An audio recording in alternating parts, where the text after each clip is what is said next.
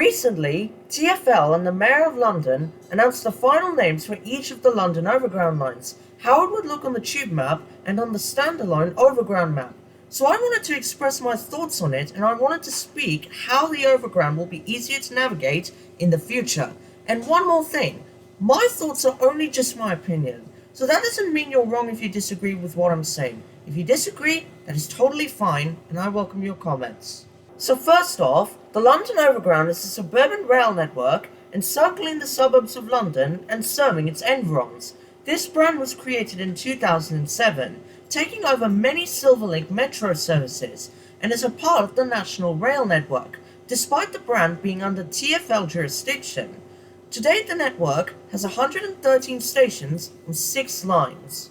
While this was a success under passenger ridership, the journey planner and status updates were difficult to understand. E.g., if you were living at Hackney Central and you realize that there are disruptions to where you're going, let's say West Brompton, you may not know where the affected area is on your line on top of the other disruptions you see on the network, so it's puzzling to know. Another problem is that on the Victoria Line carriage maps, Seven Sisters, Black Horse Road and Walthamstow Central all just say Overground, but they are 3 branches of the brand. So these are the ultimate reasons why these lines are being given their own names and colours under the umbrella brand that is the Overground. So these are the names for each line. The first new name is the Lioness Line, which will be adopted for the Watford DC line and will honour the legacy and achievements of the England's women football team. And likewise, the line serves Wembley, where they enjoyed their greatest triumph when they won the UEFA Women's Euro Final in 2022.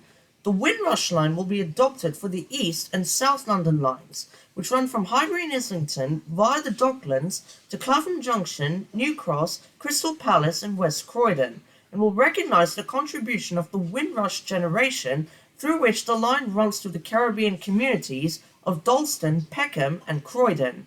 The Weaver line will be given to the Lee Valley lines, which depart from Liverpool Street, and it celebrates the area famous for its textile trade. The Liberty line will be for the Emerson Park shuttle service, and will reference the motto of the London Borough of Havering and its defining status as a royal liberty.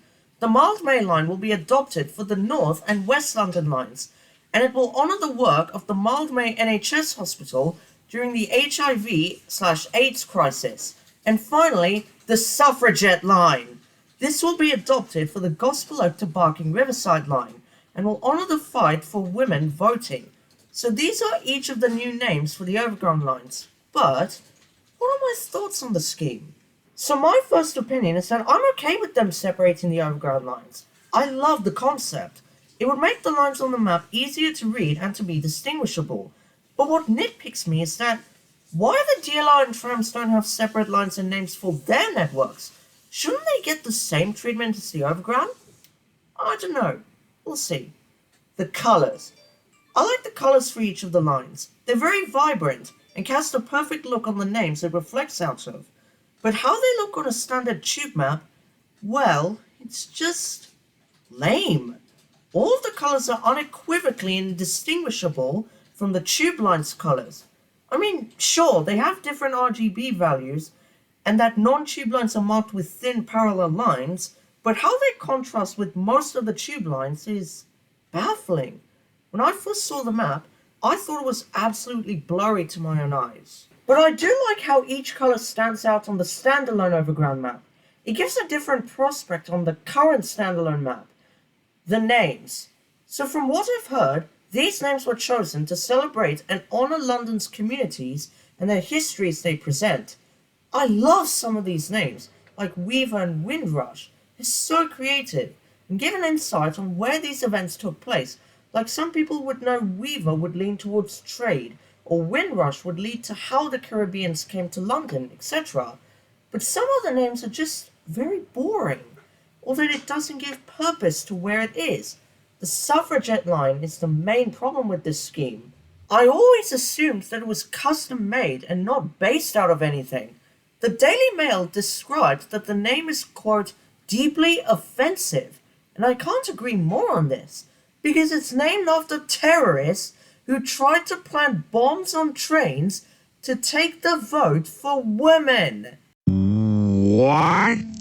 Also, the name suffragette doesn't give the line preference of where it is. I would prefer it if the line stuck to its original acronym name, the Goblin. Surely that would have given more insight on the location and everything.